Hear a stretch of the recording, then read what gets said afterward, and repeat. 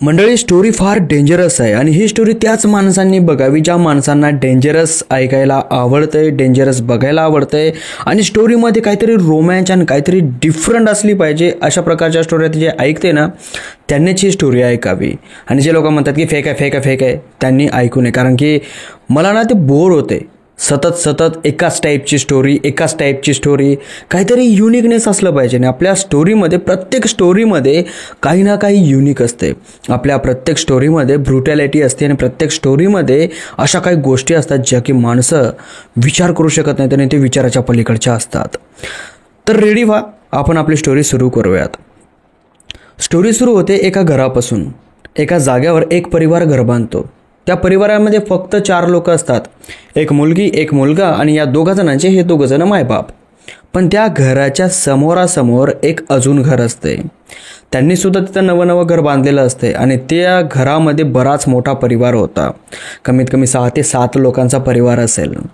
आता हे यांच्या घरामध्ये राहायला गेल्याच्या नंतर त्या परिवारामधले काही लोक यांना भेटण्यासाठी आले. यांच्यासोबत ओळख केली की बाबा तुम्ही आमचे शेजारी आहात, आम्ही तुमचे शेजारी आहोत आणि काही भांडणं वगैरे करायचं नाही, काय नाही, आनंदाने राहूयात, शांततेने राहूयात. त्यामुळे ते परिवारवाले येऊन यांना ओळख करून दिली आणि यांनीही तिथं जाऊन आपली ओळख केली. एकमेकांच्या घरी जाणं येणं या दोघांचं चालू होतं. एकदम आमने सामने असल्यावर काय असते, बोलाबोली तर असतेच. पण ते जे समोर परिवार होतं ना, त्या परिवारामध्ये एक मुलगा असा होता ज्याचं वय फक्त 15 वर्ष होतं आणि त्याचं शरीर असं वाटत होतं की 30 वर्षाच्या माणसासारखं. म्हणजे एवढं जरगट वगैरे नव्हतं, पण ते शरीर जे होतं ना ते पूर्ण असं लठ्ठ शरीर होतं. आणि तो मुलगा थोडासा पागल होता. नेहमी आपल्या घरासमोर बसायचा, हातामध्ये एक मोठा गोटा घ्यायचा आणि त्या गोट्याने त्याच्या घरासमोर जे काही छोटे छोटे किडे असतात ना त्या किड्यांना मारायचा. खट खट खट अशा प्रकारे. आणि ते मुलगा या पद्धतीनं मारायचा की त्याला फार आनंद यायचा. त्याच्यापाशी जर कोणी जाऊन उभं राहिलं तर त्याला फरक नाही पडायचा. तो त्याच्या कामामध्ये व्यस्त होता. मन लावून त्याचं काम करायचा, तो किडे मारण्याचा.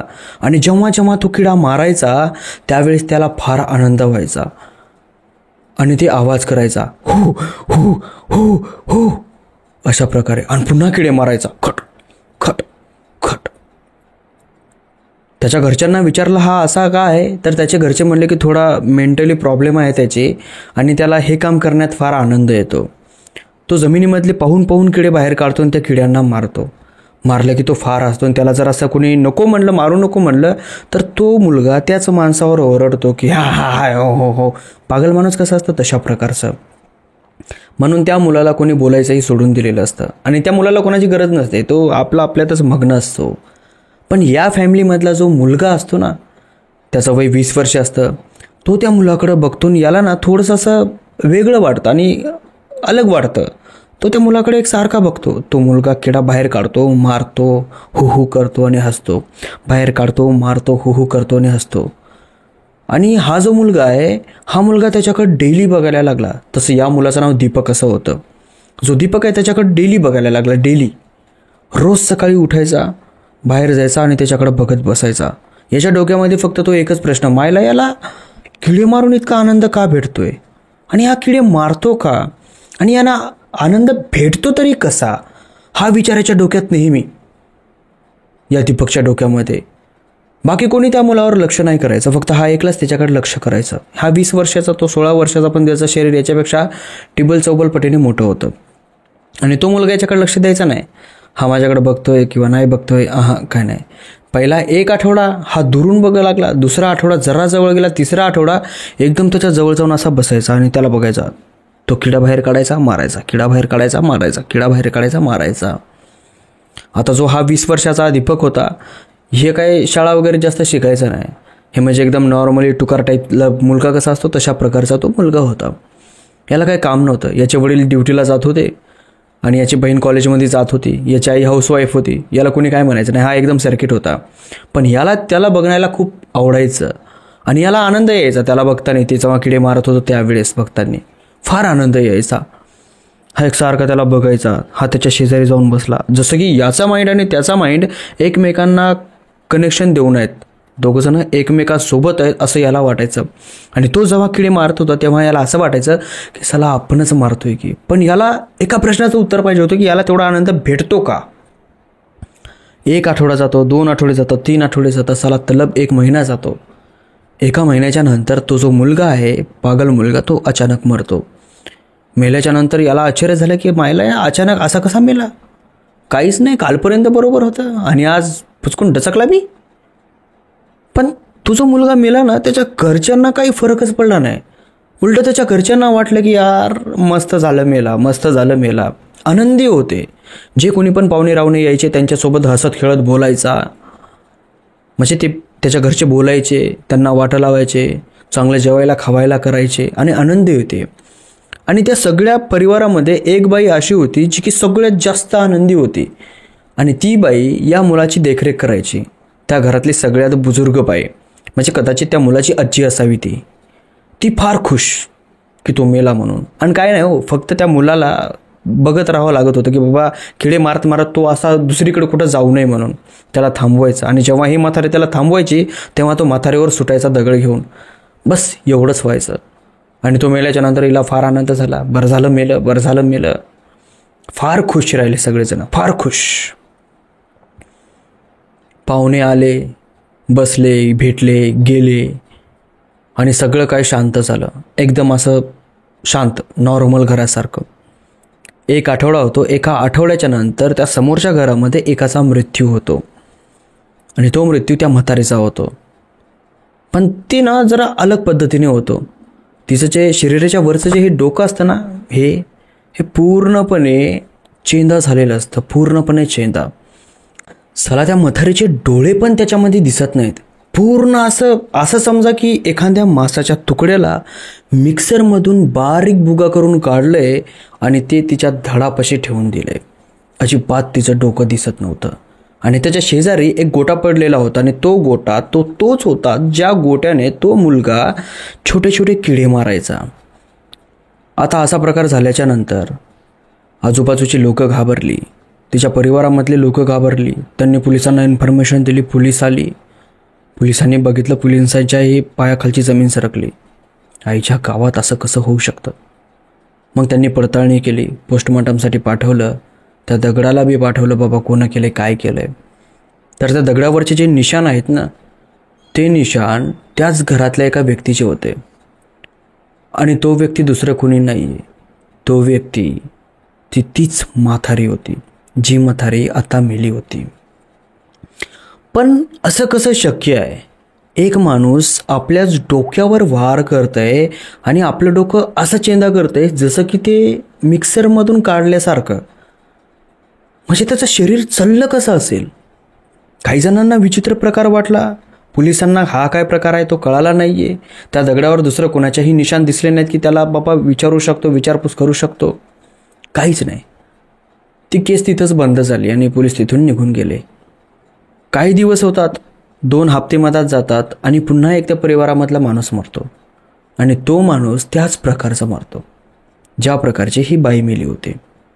पुन्हा 1-2 हप्ते होतात, पुन्हा एक माणूस मरतो आणि तोही माणूस त्याच प्रकारचा मरतो ज्या प्रकारचे हे 2 जण मेले होते.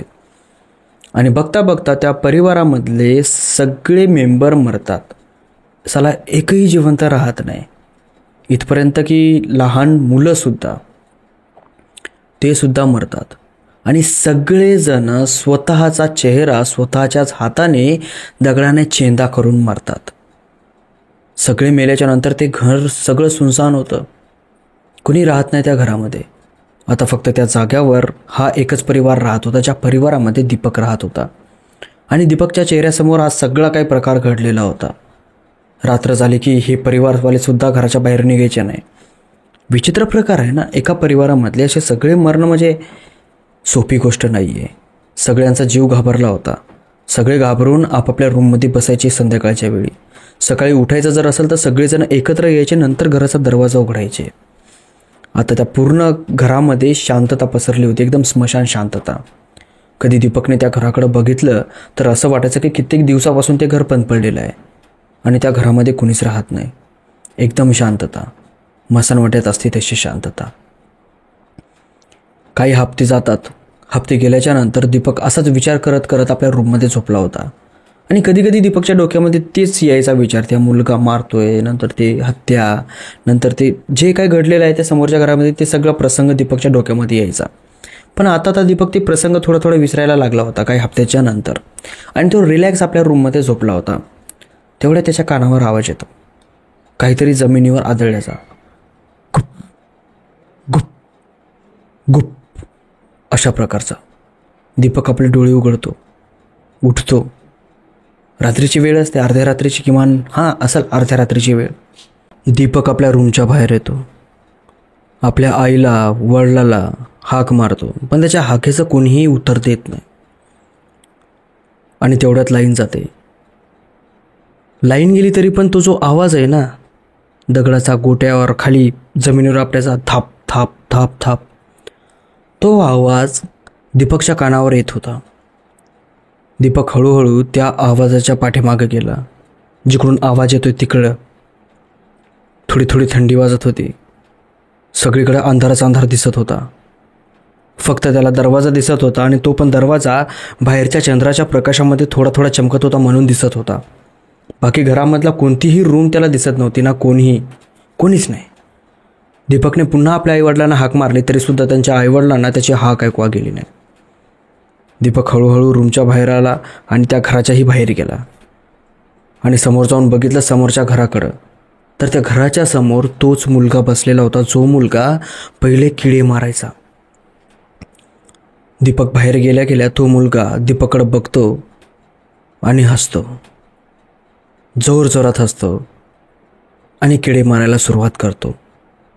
पण यावेळेस जमिनीवर किडे नव्हते, जमिनीवर मृतदेह पडलेले होते, आणि ते मृतदेह त्याच्या परिवारामधल्या प्रत्येक व्यक्तीचं मृतदेह होतं, इथपर्यंत की त्या लहान लहान लेकरांचं सुद्धा. आणि तो मुलगा त्यांचे डोके त्या दगडानं कुचकवत होता, चेंदत होता, आणि त्या मृतदेहाचं, त्या डोक्याचं सगळं रक्त त्याच्या तोंडावर येत होतं. ही गोष्ट दीपकने सगळ्यांना सांगण्याचा प्रयत्न केला, पण सगळेजण दीपकला पागल म्हणू लागले. तू पागल झालायस, असं कधी होऊ शकतं का. पण दीपकने हा पूर्ण नजारा आपल्या डोळ्याने बघितला होता, आणि याला माहीत झालं होतं की त्याला जो आनंद येत होता ना, तो कशामुळे येत होता, आणि याला तो आनंद जाणवला. आणि तसं झाल्याच्या नंतर याला तब्बल 8 दिवस झोप आली नाही. 8 दिवसाच्या नंतर कुठंतरी याला झोप आली, आणि ती पण जेव्हा याने काही टॅबलेट खाल्ल्या, काही गोळ्या खाल्ल्या, आणि याला जाणवलं, याला कारण कळलं की त्याला जो आनंद भेटायचा ना दगडानं किडे मारण्याचा, तो आनंद का भेटायचा आणि कसा भेटायचा. कारण दीपकने त्याच्या पूर्ण फॅमिलीला दगडाने ठेचून मारलं होतं. जसा तो मुलगा मारायचा त्याच्या फॅमिलीला, तसंच सेम दीपकने मारलं होतं, आणि दीपक पागलखान्यामध्ये निघाला होता. आता दीपकचं असं म्हणणं होतं की बाबा, मी हे काम करू शकलो नसतो जर ती नसती तर. हे सगळं जे काही केलंय ना, सगळा जो काही आनंद आहे ना, याने जो काही आनंद हा भोगला आहे दगडांना ठेचण्याचा, आणि त्या मुलानंही भोगला आहे दगडांना ठेचण्याचा, हा सगळा आनंद त्या महिलेमुळं झाला आहे, ज्या महिलेने यांना हे काम करायला भाग पाडलं होतं. आणि दीपक त्या महिलेचा आभारी आहे, आणि मी सुद्धा तुमचा आभारी आहे की इथपर्यंत तुम्ही ही स्टोरी ऐकली आहे. स्टोरी जर चांगली वाटली असेल तर स्टोरीला लाईक करा, चॅनलला सबस्क्राईब करा, आणि या स्टोरीचा दुसरा पार्ट पाहिजे असेल तर कमेंट बॉक्समध्ये नक्की लिहा की याचा दुसरा पार्ट बनवा. मी नक्की बनवेल, आणि सोबतच या स्टोरीला शेअरसुद्धा करावे लागेल, कारण की व्ह्यूज थोडे कमी यायलेत. ठीक आहे, टाटा बाय बाय.